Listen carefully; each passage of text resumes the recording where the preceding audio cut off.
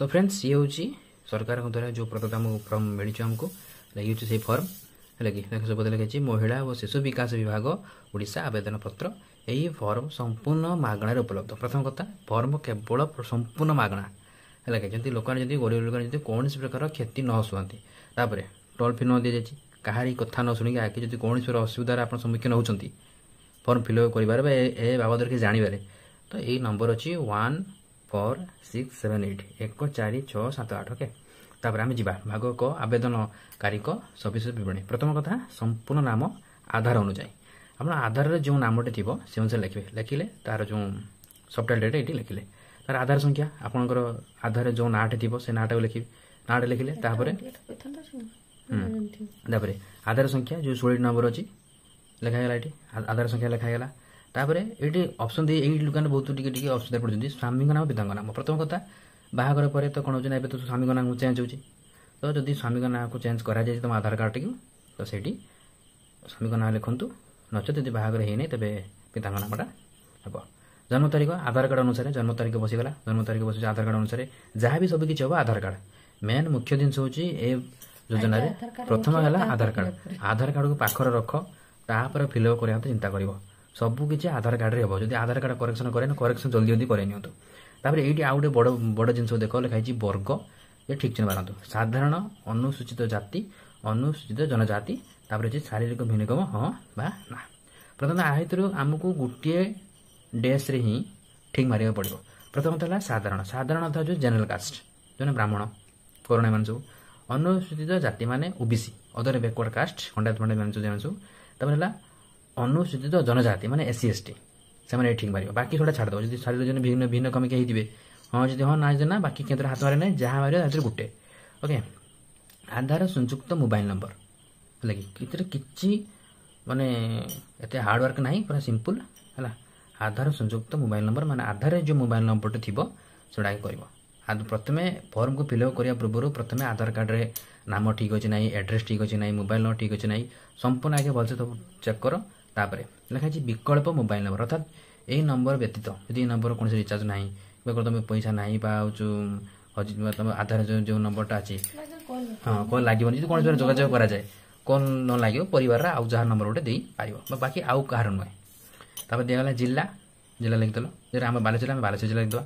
ग्रामांचल जो मैंने ग्रामांचल अच्छी गोटे अच्छी सहरांचल ग्रामांचल निमंते सहरांचल निमंते जो मैंने ग्राम बास कर गाँव बास कर लाइनटा से जो मैंने सहर में बास कर से ग्रामांचल लिखाई ग्राम लिखिदेल ग्राम पंचायत किसी किसी लोक मान ग्राम जोटा पंचायत से दुईटा जगह सेम ना रही ब्लॉक ना लिखा जमी आमर नुआपुर पंचायत नुआपुर गाँ से भाया आकार भी हो ब्लॉक है बानगा से भाया ये रहीगला जो मानकर सरपंच निमंते तार वार्ड नंबर माने जो सहरांचल अर्बन लोकल बॉडी आ सहरनगर जो मैंने सहर थी मानवे तो सांगने जो 12 नंबर जो लिखा जाए आधार सक्षम संचय खाता थिबा बैंक नाम आर अर्थ होची तुम आधार कार्ड रे जो बैंक लिंक है अर्थात तुम आधार नंबर तुम पाखे जेकोसी बैंक था ना कहीं किंतु से आधार नंबरटा लिंक होता दरकार है कि तो से बैंक नामटी को यदि एसबीआई हो बा यूको हो जहाँ भी हो से लिखिदेवे स्टेट बैंक ऑफ इंडिया बा यूको बा एसबीआई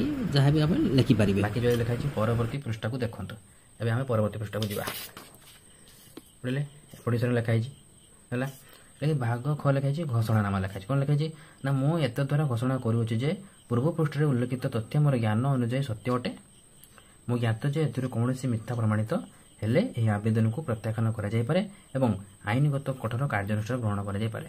दयाकोरी प्रযোज्य स्थान में ठीक चिन्ह माने माने आपण एपटे जहाँ भी देइचंती एपटे जहाँ भी तथ्य देइचंती ये तथ्य जनक मिछ न हुए है कि जदि मिछ हम 100 किड़ा आ छाड़ तो आइदर जो डेस्क देगा लिखाई किसी अच्छी ऑप्शन अच्छी आमको शायद ठीक मारे पड़ो।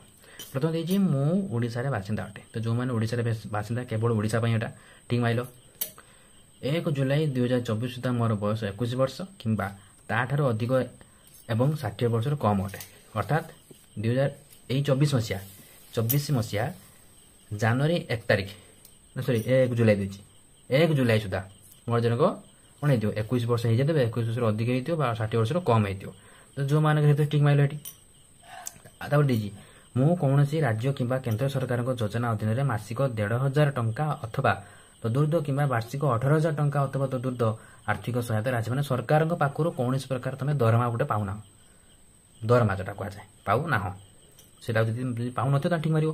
ମୁଁ କିମ୍ବା ମୋ ପରିବାରରେ କୌଣସି ସଦସ୍ୟ ବର୍ତ୍ତମାନର କିମ୍ବା ପୂର୍ବତନ ସାଂସଦ, ଏମ୍ପି ବା କିମ୍ବା ବିଧାନସଭା ସଦସ୍ୟ MLA ନୁହନ୍ତି, ମାନେ ତମେ ଏମ୍ପି ନଥିବ କି MLA ନଥିବ, ଚଳିତ ବର୍ଷ ବା ପୂର୍ବରୁ କେହି ଯେମିତି ତମ ପରିବାର ନଥିବେ। ମୁଁ କିମ୍ବା ମୋ ପରିବାରରେ କୌଣସି ସଦସ୍ୟ ଆୟକରଦାତା ନୁହନ୍ତି, ମାନେ ଟ୍ୟାକ୍ସ ପେୟର ନୁହନ୍ତି, ଟ୍ୟାକ୍ସ ଦେଉନଥିବେ।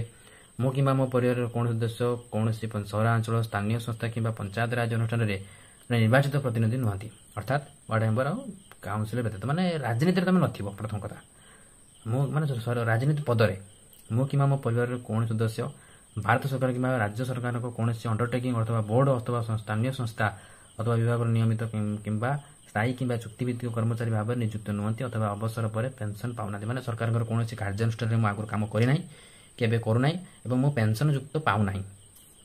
ମୁଁ କିମ୍ବା ମୋ ପରିବାରର କୌଣସି ସଦସ୍ୟ ଭାରତ ସରକାରଙ୍କ କୌଣସି ସରକାରୀ ବିଭାଗ ତଥା ଉଦ୍ୟୋଗ ଅଥବା ବୋର୍ଡ ଅଥବା ସଂଗଠନ ଅଥବା ରାଜ୍ୟ ସରକାରଙ୍କ ଜଣେ ନିର୍ବାଚିତ ମନୋନୀତ ନିଯୁକ୍ତି ପ୍ରତିନିଧି, ସରକାରଙ୍କ ଦ୍ୱାରା ଭାରତ ସରକାର କୌଣସି ମନୋନୀତ ହୀନ କୌଣସି କାର୍ଯ୍ୟ ପାଇଁ ବା ତୁମ ନିଯୁକ୍ତି ନା ହେଉ କୌଣସି ସରକାରୀ କାର୍ଯ୍ୟରେ।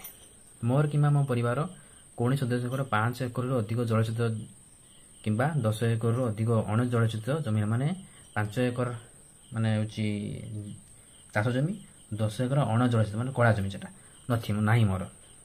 ମୋର କିମ୍ବା କୌଣସି ପରିବାରରେ କୌଣସି ସଦସ୍ୟଙ୍କର 4 ଚକିଆ ମୋଟର, ମାନେ 4 ଚକିଆ ନାହିଁ, ବାକି ତ ମିନି ଟ୍ରକ୍ ଗାଡ଼ିକା ବା ଛୋଟ ବାଣିଜ୍ୟ ଯାନ ପାଇଁ ଯୋଉଟା ବାଇକ୍ ଫାଇକ୍ ଗୁଡ଼ା ଥିଲେ ଚଳିବ, ବାକି ବଡ଼ ବଡ଼ ଗାଡ଼ି ନଥିବ। ମୋ ପରିବାରରେ ବାର୍ଷିକ ଆୟ 2,50,00,000 ଟଙ୍କା, ଆନୁଆଲ୍ ଇନକମ୍ ସେଟା କୁହାଯାଏ, ସେଟା ତୁମର 2.5 ଲକ୍ଷ ଟଙ୍କାରୁ କମ୍ ଥିବ। ତ ସବୁ ହେଲା, ଯାହା ଅନୁସାରେ ସେ ଅନୁସାରେ ଠିକ୍ ମାରି ଚାଲିବ।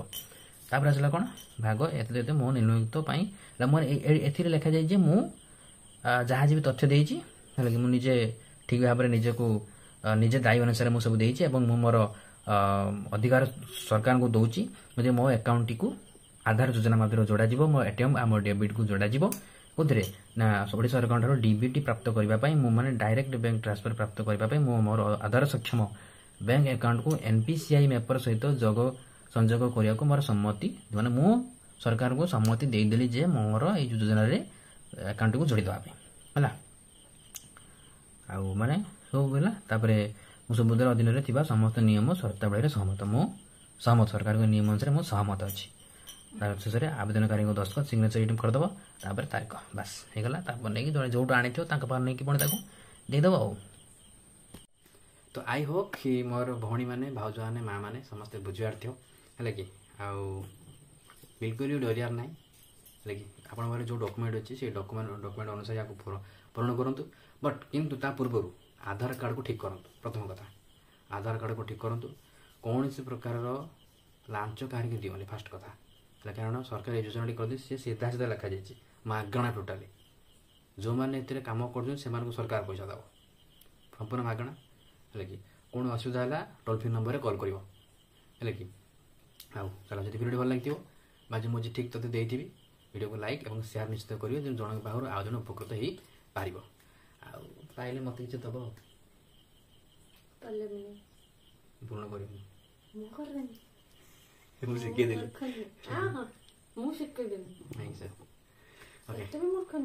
ରହିଲି, ଜୟ ଜଗନ୍ନାଥ। ଆଉ କିଛି ପାଇଲା ପରେ ଯେ ପାଇବେ ମୋତେ କିଛି ଟଙ୍କେ 2 ଟଙ୍କା ପଠେଇଦେବେ, ଆଉ ମୁଁ ନମ୍ବର ଦେଇଦେବି। କମେଡି ନ କଲେ ମୋ ହାତ ହଜମ ହେଲା। ସତ କଥା, ମା ଭଉଣୀ ମାନେ, ମୋର ଭାଉଜ ମାନେ, ସମସ୍ତେ ମୋ ନିଜର।